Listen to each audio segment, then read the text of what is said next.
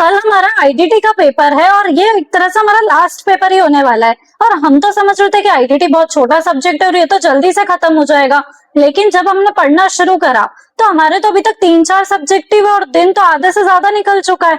अब हम क्या करेंगे और बहुत मेस्ड अप फील कर रहे हैं। अगर ऐसा कुछ आपके साथ भी हो रहा है तो मैं आज आपके लिए कुछ इंपॉर्टेंट टॉपिक्स लेकर आ गई हूँ। और एटलीस्ट मैं ये तो नहीं बोल रही हूँ जिस हिसाब से पेपर आ रहे हैं कि आप सिर्फ इनको करके जाओ, लेकिन अगर आप इसमें से कुछ मिस कर रहे थे तो हो सकता है आपके लिए थोड़ा सा रिस्की हो जाए ये काम। तो आप इनको प्रायोरिटाइज कर लो और बाकी टॉपिक्स को आप ऊपर ऊपर से मैराथन देखकर खत्म कर लेना मॉर्निंग में।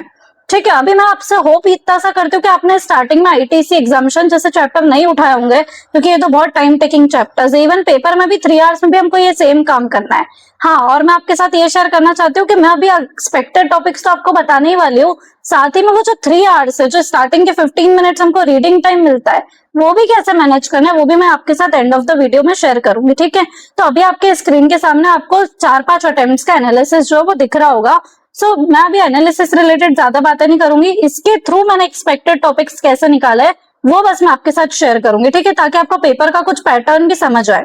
फर्स्ट क्वेश्चन तो हम सभी को पता है कि वो तो आईटीसी से आता है और उसमें हमको नेट जीएसटी लायबिलिटी जो है वो निकालना रहता है, जिसको आपको कभी भी स्टार्टिंग में पेपर में नहीं लेना और ना ही अभी आप जब प्रिपरेशन कर रहे हो तो आपको स्टार्टिंग में रखना है। क्यों नहीं रखना है? क्योंकि आपका बहुत ज्यादा टाइम खा जाएगा और आईटीसी हम करने बैठे तो हम उसको छोड़ ही नहीं सकते हैं और वो करते करते कहाँ टाइम जाएगा मालूम ही नहीं पड़ेगा। तो इसकी सिर्फ शॉर्ट ट्रिक इतनी सी अपनानी है कि आप बस एडजस्टमेंट शीट इसकी कर लो और 3 से 4 क्वेश्चंस जो मोस्ट एलडीआर क्वेश्चंस रहते हैं, ज्यादा इंपॉर्टेंट लास्ट टाइम के लिए जो हमने मार्क करे हुए, सिर्फ वो क्वेश्चंस देखने की रखो, ताकि आप जल्दी से मैक्सिमम जो हम टाइम इसको डिवोट कर सकते हैं 2.5 आवर्स to 3 आवर्स, इससे ज्यादा टाइम तो है ही नहीं हमारे पास। तो इतना टाइम में आप एडजस्टमेंट शीट देख लेना। कौन सी एडजस्टमेंट शीट की बात कर रही हूँ तो मैंने काफी देखी है, एक निकिता टिंकर मैम है, उनकी मुझे अच्छी लगी, तो आप उनकी एडजस्टमेंट शीट रेफर कर सकते हो और जो 2 से 3 मार्क्ड क्वेश्चन आप वो देख लेना आईटीसी के, जस्ट इतना सा। अब सेकंड क्वेश्चन में आईसीआई जो है वो आईटीसी एग्जामिनेशन और आरसीएम इनको टेस्ट करता है। सो यूजुअली यहाँ पे पैटर्न ऐसा रहता है कि 3 पार्ट्स आते हैं, कभी कभार इंस्टीट्यूट 2 पार्ट्स भी दे देता है, जिसमें सेकंड क्वेश्चन का जो थर्ड पार्ट है एकदम फिक्स्ड है, हमेशा कस्टम का जो वैल्यूएशन चैप्टर है उसी से आता है। तो अगर आप वैल्यूएशन को स्किप कर रहे थे या फिर आप उसको ऐसा समझ रहे थे कि ठीक है ये तो हम बाद में कर लेंगे, तो आपको पता होना चाहिए कि इसमें से कंफर्म्ड क्वेश्चन आना है। कौन से क्वेश्चन में? सेकंड क्वेश्चन के थर्ड पार्ट। अभी जो सेकंड क्वेश्चन का ए और बी पार्ट रहता है, इसमें इंस्टीट्यूट ने एक बार ऐसा करा हुआ है कि उन्होंने सिर्फ 10 मार्क का ही आईटीसी का क्वेश्चन दे दिया था।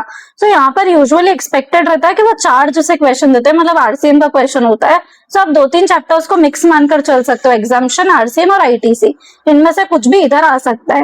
देन थर्ड क्वेश्चन का जो फर्स्ट पार्ट है और सेकंड पार्ट, यूजुअली इंस्टीट्यूट इसमें प्लेस ऑफ सप्लाई देता है, एग्जामिनेशन देता है और चार्ज का भी कभी कभार पूछ लेता है। सो यहाँ के लिए इंपॉर्टेंट चैप्टर्स है प्लेस ऑफ सप्लाई, एग्जामिनेशन और time of supply. Time of supply थोड़ा सा कंपैरेटिवली लेस इंपॉर्टेंट है, स्टिल आपको करना है। सो जो सप्लाई के बेसिक कंसेप्ट है, प्लेस ऑफ सप्लाई, एग्जामिनेशन, ये ज्यादा इंपॉर्टेंट है इसके लिए, थर्ड पार्ट के लिए। अब थर्ड पार्ट का जो थर्ड क्वेश्चन का ही सी पार्ट रहता है, ए और बी पार्ट के लिए मैंने आपको बता दिया क्या इंपॉर्टेंट है। जो सी पार्ट है उसके लिए यहाँ पर इंस्टीट्यूट का हमेशा ऐसा मान के चलो कि फिक्स्ड पैटर्न है कि लेवी और एग्जामिनेशन से क्वेश्चन वो देते हैं। सो यहाँ पे यूजुअली लेवी और एग्जामिनेशन का आया है क्वेश्चन। एक बार उन्होंने क्लासिफिकेशन से भी क्वेश्चन दिया था, क्लासिफिकेशन ऑफ इंपोर्टेड और एक्सपोर्टेड गुड्स। तो भी हमको अगर प्रायोरिटाइज करना है तो आप एग्जामिनेशन में कस्टम्स में लेवी और एग्जामिनेशन को प्रायोरिटाइज कर लो। देन फोर्थ क्वेश्चन का जो ए पार्ट रहता है और बी पार्ट रहता है, ये सबसे ज्यादा आप ऐसा मान के चलो कि यहाँ पर ही इंस्टीट्यूट अपने एक्सपेरिमेंट्स को करता है। तो जो भी सी कैटेगरी के चैप्टर्स होते हैं, जैसे टैक्स इनवॉइस, अकाउंट्स, रिकॉर्ड्स, ई वे बिल वगैरह, जो ईसीओ वगैरह है, वो सब इसमें देखने को मिलते हैं। तो बहुत अनप्रेडिक्टेबल क्वेश्चन है। सो फोर्थ क्वेश्चन के लिए हमको ऐसा रखना है कि अगर चलो बाकी कोई क्वेश्चन में अगर इंस्टीट्यूट ने कभी कुछ खेल लिया तो फोर्थ क्वेश्चन जो है वो हमको अटेम्प्ट करना पड़ सकता है, अदरवाइज हमको फोर्थ क्वेश्चन ही स्किप करने की रखना चाहिए, क्योंकि यहाँ पे थोड़ा सा इंस्टीट्यूट एक्सपेरिमेंट करता है हर बार। जो फोर्थ क्वेश्चन का सी पार्ट है हमेशा कंफर्म्ड है कि बैगेज से ही आता है। सो इंपोर्टेशन और एक्सपोर्टेशन चैप्टर में बैगेज इज वेरी इंपॉर्टेंट, तो उतना आपको अच्छे से कर लेना है। फिफ्थ क्वेश्चन ऑलमोस्ट फिक्स्ड ही है कि उसका फर्स्ट और second part appeals and revision और ऑफेंसेस एंड पेनल्टी से आता है। सो ये दोनों आपको अच्छे से करना है। और जो थर्ड पार्ट है इंस्टीट्यूट यहाँ पर 3 चैप्टर्स को पूछता है। अधिकतर वो वेयर हाउसिंग और रिफंड में से पूछता है, कभी कभार वो इम्पोर्टेशन और एक्सपोर्टेशन भी पूछ लेता है। सो इम्पोर्ट एक्सपोर्ट की जो प्रोसीजर है वो ऑलरेडी लास्ट टाइम इंस्टीट्यूट ने पूछ ली है। तो इस बार के लिए वेयर हाउसिंग और रिफंड ये दोनों इंपॉर्टेंट है। इसमें भी अगर आपको कुछ कैटेगराइज करना है, प्रायोरिटाइज करना है, तो फिर आप वेयर हाउसिंग को ज्यादा प्रायोरिटाइज करके चल सकते हो। ठीक है, तो इस क्वेश्चन के लिए आपको क्या करना है, offences, penalty, appeals and revision, फिर वेयर हाउसिंग और उसके बाद में कस्टम्स का जो रिफंड है वो। अब जो हमारा नॉर्मल रिफंड है उसमें, क्योंकि बहुत बड़ा चैप्टर है, रिफंड में क्या करना है, अगर आपने कुछ भी नहीं करा, आपके पास टाइम कम है, तो आप एटलीस्ट रूल 89.4 और 89.5 ये जरूर देखकर चल जाना। और ये इंस्टीट्यूट अगर पूछता भी तो 4th क्वेश्चन के ए पार्ट में पूछता है। ठीक है, 3rd क्वेश्चन के लिए हमने क्या डिस्कस करा था, place of supply, value of supply, exemption और बेसिक कंसेप्ट ऑफ सप्लाई। कभी कभार टाइम ऑफ सप्लाई भी आ जाता है। 2nd क्वेश्चन के लिए मैं ऑलरेडी बता चुकी हूँ कि चार्ज इंपॉर्टेंट है, एग्जाम्पशन और आईटीसी का क्वेश्चन भी देखने को मिल जाता है। बाकी सीईसी पार्ट जो है कस्टम्स का, वो मैं आपके साथ ऑलरेडी डिस्कस कर रही हूँ। अब जो 6th क्वेश्चन है, यहाँ पर भी इंस्टीट्यूट, अगर आपको थ्योरी पसंद है तो फिर इंस्टीट्यूट यहाँ पे थोड़ा बहुत लाइक ऐसा है ना, एक्सपेरिमेंट करते ही करता है। तो इसमें वो लोग क्या करते हैं, अभी लास्ट टाइम उन्होंने एडवांस रूलिंग्स और मिसलेनियस प्रोविजंस दिया था, राइट। और 6th क्वेश्चन का जो पी पार्ट रहता है उसमें भी 2 ऑप्शंस आते हैं। स्टिल यहाँ पर इंस्टीट्यूट क्या करता है कि जो मिसलेनियस प्रोविजन इतना इंपॉर्टेंट नहीं है, पर उन्होंने फिर भी दिया इसको। अब इस बार के लिए ज्यादा इंपॉर्टेंट क्या है, तो असेसमेंट एंड ऑडिट देखो, अगर आपको पता चलेगा तो इससे पहले एक बार आया था, लाइक लास्ट अटेम्प्ट में तो आया नहीं है, उससे पहले आया था। तो इस बार के लिए असेसमेंट एंड ऑडिट इंपॉर्टेंट है, इंस्पेक्शन, सर्च और सीजर इंपॉर्टेंट है, डिमांड एंड रिकवरी इंपॉर्टेंट है। सो ये 3 चैप्टर्स इस बार के लिए पर्टिकुलरली बहुत इंपॉर्टेंट है। और ऊपर वाले क्वेश्चन के लिए offences and penalty and appeals and revision. So ऊपर वाले क्वेश्चन के लिए 2 चैप्टर्स हो गए, नीचे वाले क्वेश्चन के लिए demand and recovery, inspection, search and seizure और असेसमेंट एंड ऑडिट। ये 5 चैप्टर्स तो थ्योरी में आपको स्किप करने ही नहीं है। इसके अलावा जो भी चैप्टर्स बच रहे हैं, जैसे एडवांस रूलिंग बच रहा है, लाइबिलिटी टू पे in certain cases, miscellaneous provisions, तो ये वाले चैप्टर्स को आप कर सकते हो, बट आप ऊपर ऊपर से लाइक चार्ट बुक से कर लो या फिर मैराथन से कर लो। तो थोड़ा सा आपको, क्योंकि प्रायोरिटाइज करना बहुत इंपॉर्टेंट है। पता है कि इंस्टीट्यूट का कुछ भरोसा नहीं है, लेकिन हमारे पास जो टाइम है, हम भी मजबूर है कि हमको करना ही पड़ेगा, क्योंकि ऑप्शन ही नहीं है। और अगर नहीं करेंगे प्रायोरिटाइज तो ऑब्वियसली ऐसे टॉपिक्स छूट जाएंगे जिसके चांसेस ज्यादा है आने के। ठीक है, अब जो 6th क्वेश्चन का सी पार्ट होता है उसमें इंस्टीट्यूट हमेशा एफटीपी पूछता है। अगर आपने एफटीपी पहले करा हुआ है तो ही आप एफटीपी करो, अदरवाइज आप एफटीपी अभी इस पॉइंट ऑफ टाइम पे नए से मत करना। डन।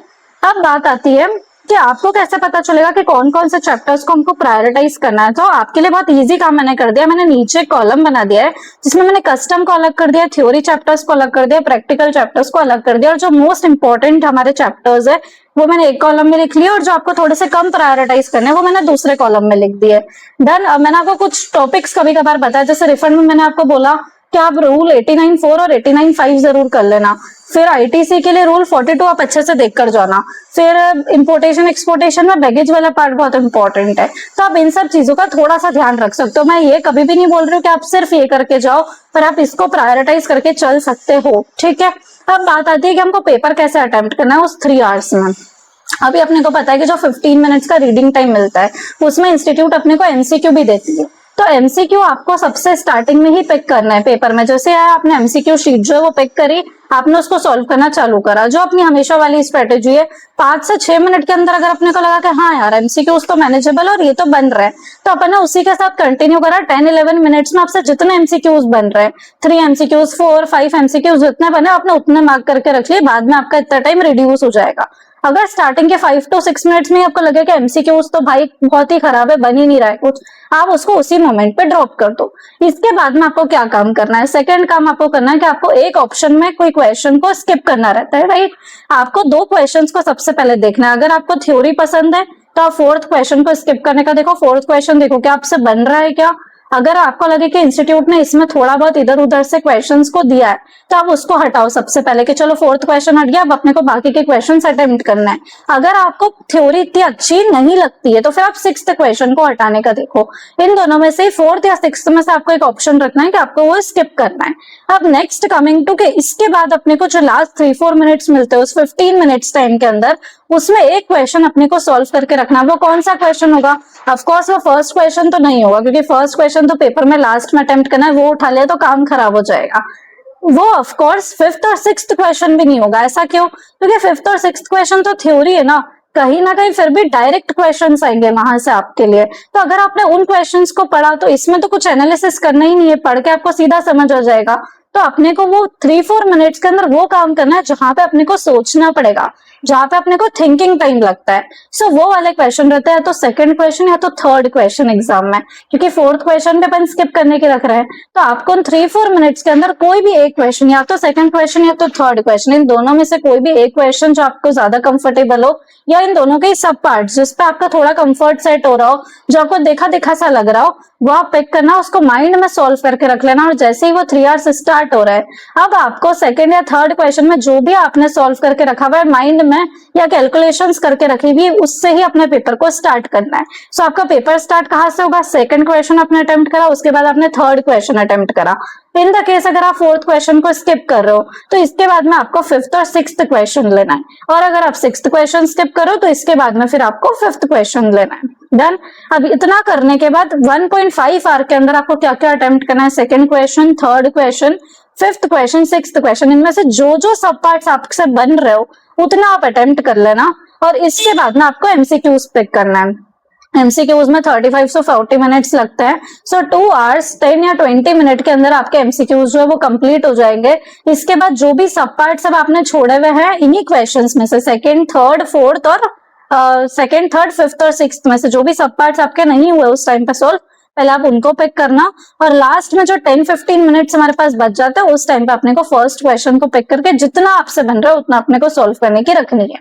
डन। अब आपको किस हिसाब से, क्योंकि आईडीटी का पेपर अटेम्प्ट करना ही बहुत भारी पड़ता है, लाइक बहुत लेंदी पेपर सेट होता है, तो कैसे अटेम्प्ट करोगे? सिंपल से कैलकुलेशन रख लो। अगर अपना एमसीक्यू उसके लिए 40 मिनट्स भी लेकर चल रहे हो तो अपने पास पेपर में बचते हैं 2 आवर्स 20 मिनट्स, मतलब 140 मिनट्स।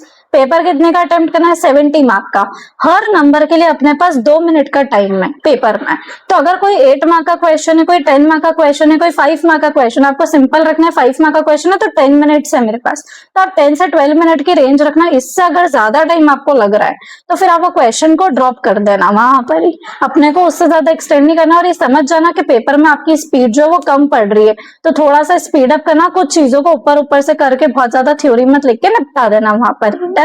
अब आईडीटी में अपने को क्या क्या चीजों का ध्यान रखना है? देखो, जो फिफ्थ और सिक्स्थ क्वेश्चन उसमें तो आपको प्रॉपर थ्योरी लिखनी है जिसमें आपको रट्टा मारना पड़ेगा, लेकिन जो सेकंड और थर्ड क्वेश्चन है वहां पर आप ओन वर्ड्स में भी जो है थ्योरी लिख सकते हो। पर थ्योरी लिखना, वर्किंग नोट जरूर बनाना, उनको पूरी डिटेल में कैलकुलेशन करके बताना। जो भी आप सोच के क्वेश्चंस को सॉल्व कर रहे हो उसका लॉजिक आपको लिखना रहता है, उसका एक्सप्लेनेशन आपको क्वेश्चन के वहां पर लिखना रहता है, वरना नंबर नहीं मिलेंगे। सो आईडीटी में फॉर्मेटिंग का आपको बहुत ज्यादा ध्यान रखना है। और मैं तो बस इतना सजेस्ट करूंगी कि अभी आपको जो भी मैंने चैप्टर्स प्रायोरिटाइज करके दिए वो चैप्टर्स आप पहले कर लो। जो भी आपके चैप्टर्स बच जाते हैं मॉर्निंग के लिए, आप ज्यादा चैप्टर्स छोड़ने के बजाय क्या काम करो, उन सब चैप्टर्स को मैराथन में से टाइम स्टैम्प्स गिवन रहते हैं कमेंट्स में, राइट? सब जाओ उस टाइम स्टैम्प्स पे और वो जो जो चैप्टर्स आपके बच रहे हैं उनकी मैराथन में से उनके कंसेप्ट्स देखने का एटलीस्ट रख लो, क्योंकि इंस्टीट्यूट का भी जो पैटर्न चल रहा है वो उठा उठा के सी कैटेगरी में से टारगेट कर रहा है।